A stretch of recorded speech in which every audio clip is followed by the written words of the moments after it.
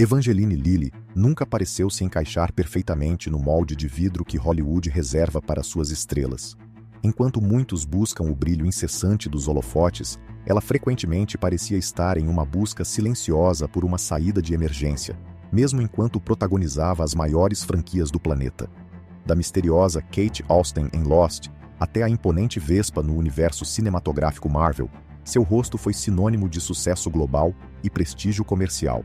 No entanto, no auge de uma carreira que muitos considerariam o ápice do privilégio, ela anunciou um afastamento que deixou a indústria perplexa. Teria sido uma exaustão genuína com a fama, ou as engrenagens de Hollywood pararam de girar para ela após declarações que desafiaram o consenso público? O que realmente aconteceu com Evangeline Lilly é um estudo fascinante sobre os limites da liberdade pessoal dentro de uma máquina que exige conformidade. Antes de desvendarmos esse caminho entre a ilha e o reino quântico, deixe seu like agora. Inscreva-se no canal para fazer parte de uma comunidade que não se contenta com a superfície das notícias. Sua inscrição é o que nos permite continuar investigando as verdades que a fama tenta esconder. Lilly nasceu em Fort Saskatchewan, Alberta, no Canadá, longe das luzes artificiais de Los Angeles e das expectativas de celebridade. Criada em uma família de classe média baixa com raízes religiosas profundas, seus primeiros anos foram definidos por um senso de dever e serviço comunitário, em vez de ambições artísticas. Segundo relatos de biógrafos, ela passou grande parte de sua juventude envolvida em trabalhos missionários, chegando a morar em uma cabana de grama nas Filipinas para ajudar comunidades locais. Esse histórico humanitário humaniza uma mulher que, mais tarde, seria vista por parte do público como distante ou fria. Para pagar seus estudos em relações internacionais, Evangeline trabalhou como garçonete, comissária de bordo e até trocando óleo de caminhões. A indústria a descobriu não como atriz, mas como modelo através da agência Ford.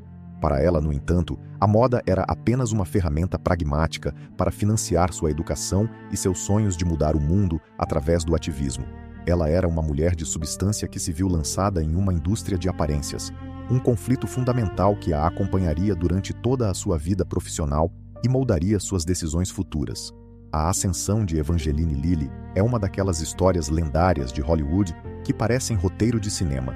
Praticamente sem experiência profissional na atuação, ela fez um teste para um projeto intitulado Lost, criado por J.J. Abrams. Sua presença era tão magnética que ela foi escolhida entre centenas de candidatas para o papel de Kate Austen. Contudo, o caminho para o sucesso quase foi barrado pela burocracia. Como cidadã canadense, seu visto de trabalho foi negado múltiplas vezes.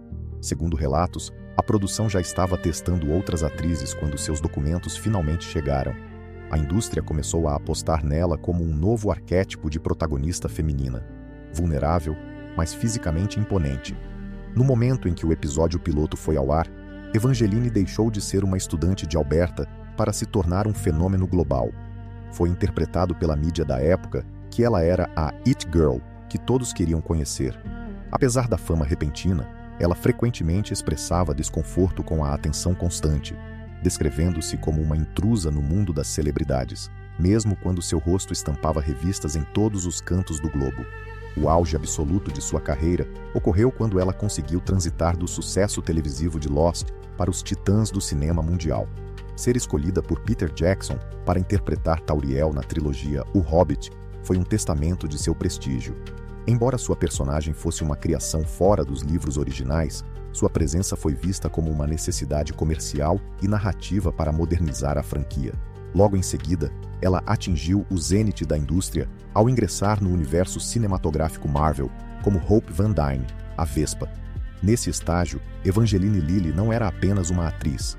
Ela era um símbolo de influência e riqueza, participando de alguns dos filmes de maior bilheteria de todos os tempos. Ela possuía o poder de escolher seus projetos e a influência para ditar seus termos. O contraste entre esse auge e o que viria depois é marcante. Ela estava no centro da maquinaria da Disney, uma posição que a maioria dos atores passa a vida inteira tentando alcançar. A indústria via nela uma estrela consistente e lucrativa, um rosto que poderia carregar brinquedos, pôsteres e estreias monumentais. O ponto de ruptura começou a se desenhar quando Evangeline passou a usar sua voz pública de formas que Hollywood considera arriscadas para seus embaixadores de marca. Durante a crise sanitária global, Suas declarações públicas sobre liberdade pessoal e sua recusa em seguir certos protocolos geraram uma ruptura imediata na percepção do público. Essas falas foram interpretadas por muitos como uma falta de responsabilidade social, enquanto outros viram como uma tentativa desesperada de manter sua autonomia em uma indústria controlada. Segundo relatos, a pressão sobre a Disney e a Marvel para removê-la da franquia foi intensa. Embora ela tenha permanecido no elenco de Homem-Formiga e a Vespa, Quantumania, a percepção da indústria sobre ela mudou irrevogavelmente. Ela deixou de ser apenas a estrela confiável para se tornar uma figura polarizadora.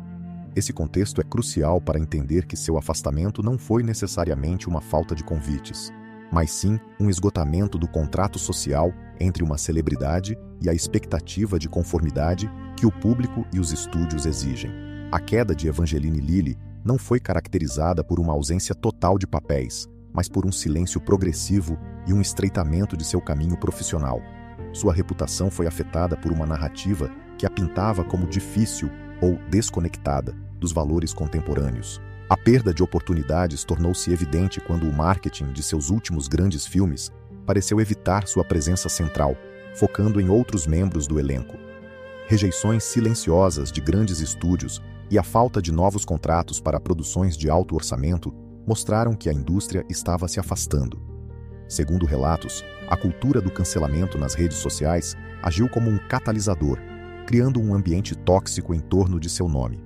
O silêncio de grandes marcas e a diminuição de convites para eventos de prestígio foram sinais de uma carreira que entrava em hibernação.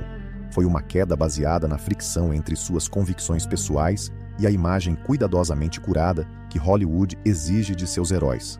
A percepção da indústria era de que o risco de sua imagem agora superava o benefício de seu talento. As tentativas de retorno, ou, mais precisamente, de manutenção de seu status no primeiro escalão de Hollywood, culminaram com o lançamento de Homem-Formiga e a Vespa, Quantumania. O filme deveria ser a consolidação definitiva de sua personagem como uma líder central dentro da nova fase do universo Marvel, mas o resultado final foi interpretado como uma oportunidade perdida. Críticos e fãs notaram que sua presença em cena parecia diluída, e o roteiro parecia priorizar a introdução de novos vilões e subtramas em detrimento da dinâmica que a havia consagrado. Segundo relatos de bastidores, a recepção morna do longa e a crescente fadiga do gênero de super-heróis tornaram o retorno ao topo da pirâmide de prestígio uma tarefa ingrata. Além do cinema de grande orçamento, Evangeline buscou refúgio em projetos independentes e na literatura, dedicando-se à sua série de livros infantis The Squeaker Wonkers. Essa incursão no mundo editorial foi vista como uma tentativa de diversificar sua identidade para além das telas, mas a transição foi difícil porque o mercado e o público ainda a enxergavam estritamente através das lentes de suas personagens icônicas.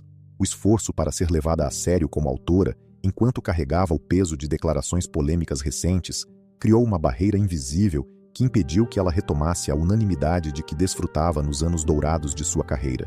A vida pessoal de Evangeline Lilly e sua mudança radical de prioridades revelam uma mulher que, talvez, nunca tenha desejado a imortalidade cinematográfica de forma plena.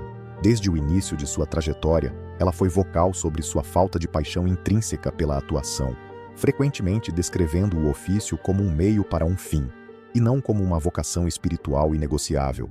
Ao longo dos anos, ela priorizou a maternidade e a busca por uma vida simples, longe do frenesi das premiações e dos tapetes vermelhos de Los Angeles. Segundo relatos, o isolamento em sua residência no Havaí permitiu que ela se reconectasse com as raízes humanitárias e o desejo de serviço comunitário que definiam sua juventude antes da fama. Em junho de 2024, ela confirmou o que muitos já suspeitavam ao anunciar um afastamento da atuação por tempo indeterminado, resgatando um vídeo antigo onde previa sua própria aposentadoria precoce.